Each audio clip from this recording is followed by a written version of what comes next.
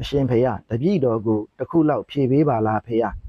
ယေရှုဘာသာမှာနိဗ္ဗာန်ကိုရောက်နိုင်တဲ့တရားရှိပါသလားဖေယနောက်သူကရောဘာလို့နိဗ္ဗာန်ထိမရောက်နိုင်တာလဲဖေယဖြေပေးပါဖေယတဲ့မဟာပရိနိဗ္ဗာန်တုတ်မှာမြတ်စွာဘုရားပရိနိဗ္ဗာန်စံဃာနေတော့သူဘဒအမေရှိတဲ့ပရပိုက်ကြီးမြတ်စွာဘုရားထံရောက်လာပြီးမြတ်စွာဘုရားတိတိဆရာကြီး6ယောက်ကလည်းသူတို့ကိုသူတို့ဘုရားလို့ဆိုပါတယ်ဘုရားမြတ်စွာဘုရားကလည်းဘုရားလို့ဆိုပါတယ်ဘုရားဘယ်သူကဘုရားစင်စစ်ဖြစ်မှန်းဝေခွဲမရတဲ့အတွက်ဘသူကိုမှီဝဲစည်းကပ်ရပါမလဲဘုရားလို့မြတ်စွာဘုရားကိုမြင်းမြန်းလျှောက်ထားပါတယ်အဲ့ဒီအခါမှာမြတ်စွာဘုရားကသူဘဒ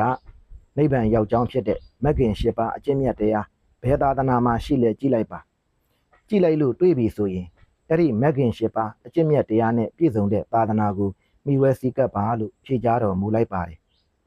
အဲ့ဒီခါမှာသူပတ္တပရပိုက်ကြီးဟာနိဗ္ဗာန်ရောက်ကြောင်းဖြစ်တဲ့မဂ်ကင်၈ပါးအကျင့်မြတ်တရားဘယ်ဘာသာဘယ်သာသနာမှာရှိတယ်လဲလို့စင်ကျင်သုံးသပ်ကြည့်လိုက်တဲ့အခါမှာအခြားဘယ်ဘာသာဘယ်သာသနာမှမတွေ့ပဲမြတ်စွာဘုရားရဲ့သာသနာမှာသာရှိကြောင်းသိမြင်သွားပါတယ်ဒါကြောင့်မြတ်စွာဘုရားတတ်တော်ထင်ရှားရှိနေစဉ်အချိန်ပိုင်းလေးမှာပဲယဟန်ပြုပြီးတော့မဂ်ကင်၈ပါးအကျင့်မြတ်တရားကိုအားထုတ်လိုက်တာနောက်ဆုံးမှာယဟန်တာဖြစ်သွားပါတယ်ဒါကြောင့်နိဗ္ဗာန်ရောက်ကြောင်းတရားဆိုတာဟာ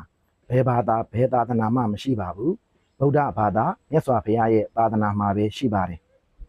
ယေရှုနိဗ္ဗာန်မရောက်ရခြင်းအကြောင်းရင်းဟာလည်းပဲမဂ်ကင်၈ပါးအကျင့်မြတ်တရားကိုမကျင့်သုံးလို့ပဲဖြစ်ပါတယ်နားလည်ပါစေနော်